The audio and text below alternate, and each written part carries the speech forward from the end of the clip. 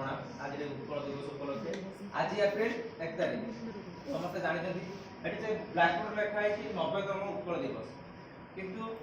आम उत्कल जब गठित है ओडिशा जब गठित होता से दिवस पालन कर 90तम 99तम एटा आम किसी मूल्य रखे ना बाकी मूल्य रखे कि मूल्य रखे ना जहाँ आम ओडिशा प्रथम जब गठित होता से आम से माँ रूपे उद्यमान होगी आज आम भली ओडिशावासी मान एक कौन ना स्वाभिमान महोत्सव अटे ओडिशा ये तीनोटी अक्षर माने आ भीतर लुचुड़ी हजार हजार माने पूर्वर गर्भित इतिहास कौन होता ना आज ये उत्कल दिवस आम कौन करूँ ना जमी भारत माने स्वाधीन दिवस माने देश जो महान व्यक्ति कौन किसी मन पकई था सेमती ओडिशा माने ओडिशा जो व्यक्ति माने ओडिशा साहित्य को संस्कृति को समृद्ध बा अभिवृद्धि करियारे हेल्प करछथि बा साहाय्य करछथि ताको हम आज मन पकई था एवं मु एठी सेमानकर अतीतर गाथा कहबा को चाहूनी किंतु एति कहबा चाहूची ताको पई आम आज ओडिशा जहाँ जो परिस्थिति अच्छी ताको आम किपरि आगामी परिस्थिति रे बा आगामी भविष्य आहुरी उच्चतर को नहीं करिया एबे मोर प्रश्न है आम कहीं गर्वित हवा आम ओडिशावासी आम कहीं गर्वित हवा जमी 30 सॉरी जति राज्य अच्छी ता भीतर जमी मध्य प्रदेश यूपी से निज निज राज्य गर्वित होता किंतु आम ओडिशावासी आम कहीं गर्वित हवा आर मुख्य किछटा कारण देबी फास्ट आम आम इतिहास गर्वित हवा आम आम संस्कृति गर्वित हवा आम आम प्रगति गर्वित हवा आम आम साहस एवं माने नैतिकता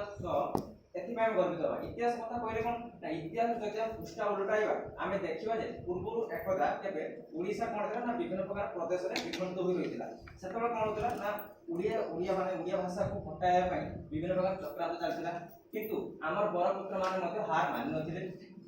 सेमिति के माने उत्कल गौरव मधुसूदन दास जहाँ को आम कौन कुलबुद्ध बोली कही ताकर माने दूर पारिदर्शिता जो से आम ओडिया जाति को एकजुट करें एवं उत्कल मणि गोपबंधु दास जी सदाबले कहते मोर मोर सॉरी मोर देह मिशु एदेश माटी देशवासी चली जातु पिठी यही त्याग आज आम प्रभावित हो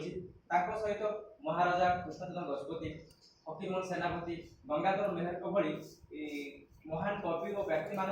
आज भाषा भित्ति भारत में आम राज्य ओडिशा सब राज्य रूप परिगणित होगी यदि भाषा संस्कृति कहुए ओडिशा प्रथम राज्य परिगणित होगी आम संस्कृति कथा कहुए कोणार्क चपठार आरंभ कर महाप्रभु जगन्नाथ रथयात्रा पर्यंत विश्व दरबार विश्वबंत हो सारी जदि प्रगति कथा कहि सॉरी जदि साहस कथा कहि आज आम से माटे जन्मग्रहण कर जोटा चंडाशोक धर्मशोक परिणत होता प्रगति कथा कहले वर्तमान आम ओडिशा डेभलप होगा बर्तमान भारत में जमी स्पोर्ट्स डिजिटल और स्टार्टर हब पार्टी आज एठार आम केवल बसिकी उत्सव पालन कर फूल माल बर्तन कले हम ना पर आम ओडिशावासी से गर्वित हो जिते आम ओडिशा आम भाषा आम संस्कृति को विश्व दरबार परिचित कराइबा गर्वर सह कथा आम ओडिया एतिक